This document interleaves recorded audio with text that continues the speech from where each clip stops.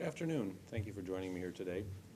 You may have seen published reports in the Buffalo News today that I can confirm that on Monday, 2 Child Protective Service workers were terminated, 2 others were suspended, and we've made changes in the administrative directors of Child Protective Services.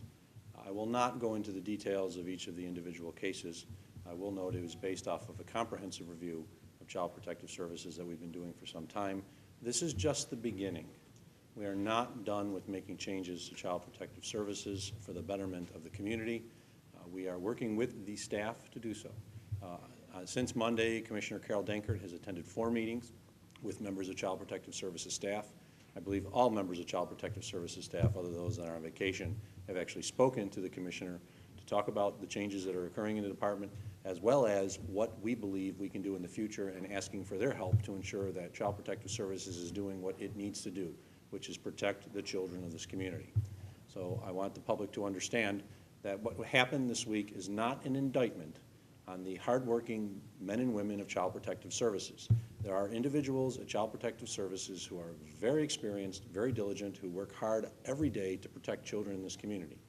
And I don't want people to assume that because actions were taken earlier this week, that means every Child Protective Service worker is not good, because that is not the case. We have an extremely talented, very experienced group of individuals working as Child Protective Service workers. But we certainly look at every matter, and if we feel that things need to be changed, we will change them. As I stated early on, if I believe that there were problems in an issue, I'm not going to ignore them. We're going to address them, and we're going to address them head on. And after doing a comprehensive review of Child Protective Services, that's what was done earlier this week. I support the decision of Commissioner Dankert. We've had continual communication since, truthfully, last year on issues relating to Child Protective Services. And we continue to have discussions on the matters of and what's going on, not only with Child Protective Services, but with Adult Protective Services, issues in the Medicaid unit, issues associated with special needs children. So that is something that I will continue to do. I'm very pleased the Erie County Legislature passed just recently a reorganization plan to allow 2 new senior level employees for the Department of Social Services so that those individuals can help address these needs as well. We've had questions as to whether or not the Child Protective Service workers that were approved by the Erie County Legislature have been hired. I've been advised by Commissioner Dankert that we expect all those individuals to be hired by Erie County government by the end of this week, and then they can begin a training program going forward so that they can actually address the needs of the community. Of course, it is a multi-week program that's offered by New York State. New York State has offered its assistance to move the training program and speed it up so that we can get those individuals on the street as soon as possible. And I'm looking forward to those individuals playing a role in Child Protective Services to protect the individuals of this community. At this time, I'll entertain any questions. Can you tell us workers who were fired, what they did or what they didn't? No, I can't. Can you tell us why some were fired and some were merely suspended? I can't talk on the particulars of the matter. Has their union said anything to you about or anything to their supervisors about? At this time, I'm not advised of any union grievances being filed, but that is just the knowledge I had as of earlier today. Mark, you fired 5 people last year. Was there a union grievance? Was there action to put any of the 5 back on the job? I cannot answer that question. I don't have an answer as to whether or not there was a union grievance for each individual. Unfortunately, in county government, we hire people on a daily basis, but we sometimes terminate people not on a daily basis.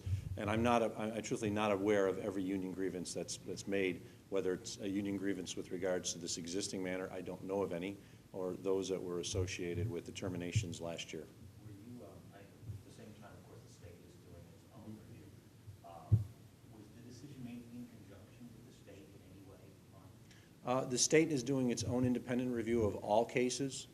At this point, they've actually looked at approximately 900 cases that are past cases or are presently. They're still continuing. They have approximately 200 other cases that they're looking at right now. They're not complete with their review. We are complete with our review of what we were looking at. I'm not going to state one way or another whether there were recommendations made by New York State towards the actions that were done by Erie County, because to my knowledge, there were none. These actions were taken based on the investigation that Erie County did, not in conjunction with what New York State was doing. Which leads to my next question. So the state didn't come in and say, you need to get No, these people? state did not say that. They haven't actually completed their investigation yet. they're going to be issuing, if they have any recommendations, after they're completed their review. They have not done that, so we don't really have recommendations from them to act upon. This decision was rendered by Erie County, not the state. So you can't say if these people were involved in the Ian Brooks case? I cannot speak on the particular matter of the Ian Brooks case. I think we've talked about that repeatedly, that New York State law prohibits me from discussing the matter of the Ian Brooks case. We did confirm a report earlier today, and I'm confirming today that 2 individuals from Child Protective Services were terminated as of Monday, 2 supervisors were suspended, and we've made a change associated with the administrative director. And I can confirm, because I was asked, because this is a personnel change, the administrative director of Child Protective Services, Robert Dietz, has been moved to Children's Services, and the former head of Children's Services, Roberta Farkas Huezo, who is a former Child Protective Service worker, has been moved and is now the administrative director for Child Protective Services. That was a decision that I made because I wanted to ensure that new, fresh eyes that had experience in the department were put in place to address the needs and to ensure that if things are being done, they're being done properly. If we need to change practices and protocols, that those be done. That was in conjunction with Commissioner Dankert. We talked about that for some time now. And it was felt that after what happened last year and what happened this year, I thought it was appropriate to get new eyes in this. Now, I don't want this to also be an indictment of Mr. Dietz, because Mr. Dietz was not involved in the matter associated with Ian Brooks. He oversees all Child Protective Services. He's not a caseworker. He's not even a line supervisor. But considering there were questions that are being raised about the credibility of Child Protective Services, I felt it was important that we got some new, fresh eyes at the administrative director level.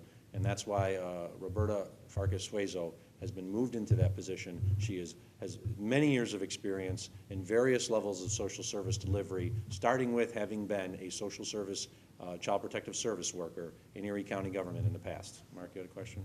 I do. Mark, you referenced an article, and you said, I'm here to confirm that people were fired or suspended. But that article also links the cause and effect that this was due to the investigation of Ian Brooks. I mean, that's what we're saying here, right? Well, the article makes the causation effect. I've not stated that, nor have I confirmed that. Were the people terminated or suspended caseworkers with the Ian Brooks case? I cannot confirm or deny that. Were they caseworkers? There were 2 employees that were caseworkers. The terminated individual were caseworkers. The suspended people were supervisors. And of course, we made the change with the administrative directors switching them. So you terminated 2 caseworkers, you're picking up another 6 or 7 by the end of this week. Will you rehire for those 2 positions? Yes. We're actually in the process as of Monday of looking at and rehiring for those 2 individuals. Part of that training? Yes. You did an investigation last year in the Abbey case, and you read the report and so forth. When you looked at this case, without getting any more specific than you're willing to talk about, did you find the same pattern of problems? Well, I will state this. I can't talk about the particulars of every case, but every case in itself is different. No case is the same. What New York State Office of Child and Family Services is doing right now is reviewing they completed 1 review of 900 cases, and they're doing another review of approximately 200 cases. And I know that each one of those cases is different than the next. They're looking at particulars to see if Erie County did everything that we were supposed to do under state law. And I feel very confident that in the vast majority of those cases we did. But we won't have the final report for at least a couple weeks now. It's important to note that actions were taken by the Department of Social Services after the death of Abdi Fattah Muhammad to strengthen the department, and actions have now been taken after the death of Ian Brooks. And they continue to be taken when we try to find and come up with new ways of serving the public. I actually had a conversation with Commissioner Dankert earlier today in which she wanted to take a Child Protective Service worker from the FAR program, which we were getting out of anyway, and using that position to have that individual be in hospitals in Erie County on a full-time basis, primarily Children's Hospital and Sisters Hospital. Now, we need the approval from the hospitals to do that, but we believe that will help address some of the issues. So when people come in with children with injuries, we can immediately make a determination, was that child injured at the hands of an adult, or was that child injured because of play or falling or something like that. And those are actions that we're going to continue to take to ensure that we have as strong a child protective services division as we possibly can have. Mark, I don't think it's in that, but because of your limitations here, I mean, it is possible, or am I presume it's possible that the actions taken had nothing to do with the influx? You can presume whatever you want, David. I cannot sit here and state, because of the law, as to the analysis of what happened in the Brooks case and what the county did, whether it was appropriate or not. I want to remind everybody that the actions that were taken by the county this week were as a result of an in-depth investigation into the Brooks matter, as well as into other matters in child protective services. Do you think Mark? these actions will have an immediate impact on the CPS? I believe they've had immediate impact. I've not personally gone over the child protective services myself. I've talked to Commissioner Dankert, who has, and she said that it has actually opened up in some ways a groundswell of communication from the child protective service caseworkers to the supervisors on not only they feel the pressure of what's happening in this community, but they feel they can advance the job by coming up with new ideas. So I think it has had an impact already, because it, number one, shows that regardless of the reason why someone is terminated, we will terminate someone if you do not do a good job. You will be held accountable if you make mistakes. And it's as simple as that. That message has been sent clear to the people of Erie County government, that if you make a mistake, if you do something wrong, you will be terminated. Now, it's not just in child protective services. There are many other aspects, unfortunately, in Erie County government where we have to terminate individuals. And it runs the gamut from Parks Department to Department of Public Works to Social Services, you name it. If an employee breaks the public's trust or breaks the rules, you will be terminated. You're right.